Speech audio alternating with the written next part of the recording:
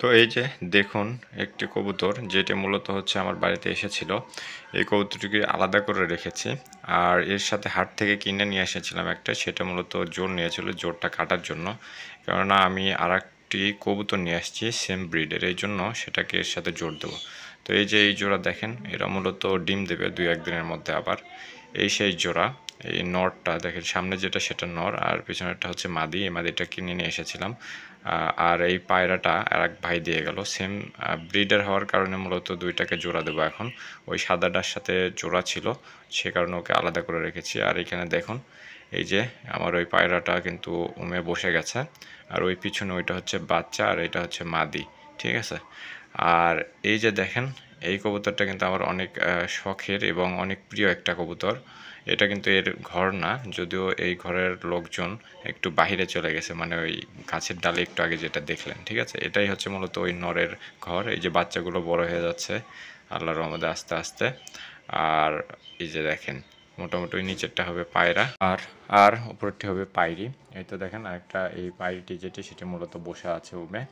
মোটামুটি সবগুলো থেকেই খুব ভালো রেজাল্ট পাচ্ছি আমি, ঠিক আছে। আমার মুরগির চেয়ে যে দেখুন একটা পায়রা কিন্তু উপরে বসে রয়েছে, এটিও কিন্তু উমে চলে এসেছে। আর এই নতুন জোড়া মূলত এটা জোর এখনও নেয় নেই পুরোপুরি, তবে আজ অথবা আগামীকালের মধ্যে আশা করছি এইটাও কিন্তু জোর হয়ে যাবে। যখন জোর হয়ে যাবে ওই সাদাটা কিন্তু ছেড়ে দেবো, ঠিক আছে।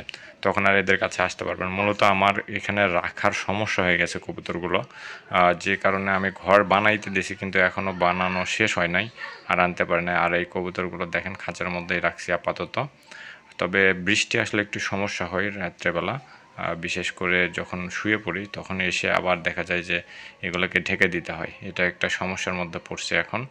তারপরেও বাজার থেকে কিছু পলিথিন নিয়ে এসেছি। আমার ত্রিফল ছিল, কিন্তু ত্রিফল দিলে হয় কি, নিচ থেকে আস্তে আস্তে পানিটা পড়ে, মানে উপর থেকে আস্তে আস্তে করে পানিটা পড়ে এদের গা ভিজে যায়। যেহেতু বাচ্চা এবং ডিম রয়েছে তাই আসলে এখন রিস্ক না নেওয়াই বেটার। এই যে দেখেন, এ মূলত হচ্ছে এখান থেকে ওই আপনার কুটাগুলো চুরি করবে সম্ভবত, সেই চিন্তা ভাবনা করতেছে, যদিও এটা ওর বাসা না। তো এই পায়রা পায়রি এটাও অনেক ভালো। গতবার একটি ডিম দিয়েছিল, একটি বাচ্চা উঠেছে, এবার এক জোড়া ডিম দিয়েছে। মোটামুটি দেখা যাক কী হয়। তো এই যে এই ঘরের যারা মালিক ছিল মূলত কবুতর পেয়ার জোড়া, সেটা আসলে বাইরে গেছে খাইতে।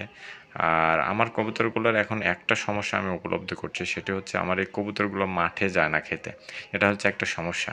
দেশি কবুতর যেরকম বাহিরে যায়, সারাদিন বাহিরে থাকে, খাবার খেয়ে আবার চলে আসে, কিন্তু এই কবুতরগুলো একদম তার উল্টো।